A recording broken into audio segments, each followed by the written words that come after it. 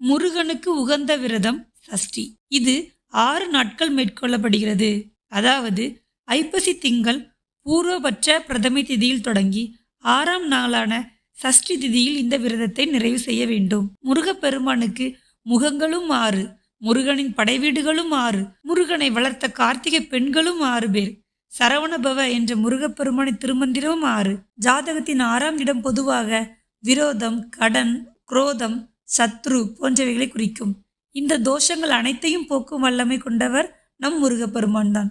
ஒருவர் சஷ்டி கவசத்தை நாள்தோறும் பாராயணம் செய்து வந்தால் நோய்கள் அண்டாது, மனம் வாடாது, குறைவின்றி 16 பேரும் பெற்று நெடுநாள் வாழலாம். நாம் இப்பொழுது முருகனின் 6 படை வீடை பார்ப்போமா? திருப்பரங்குன்றம்.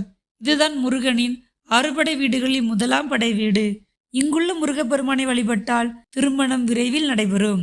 2வது படை வீடு நமது திருச்செந்தூர். இங்குள்ள முருகப்பெருமானை கடலில் நீராடி பின் வழிபடுவதால் விடவியாதி, பகை ஆகியவன நீங்கும், மனம் தெளிவு பெறும். பழனி.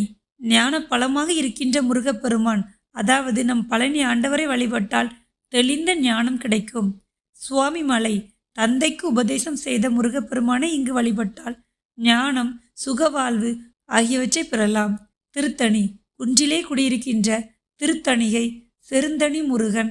இம்முருகனை வழிபட்டால் மனதில் இருக்கும் கோபம் முழுமையாக நீங்கும்.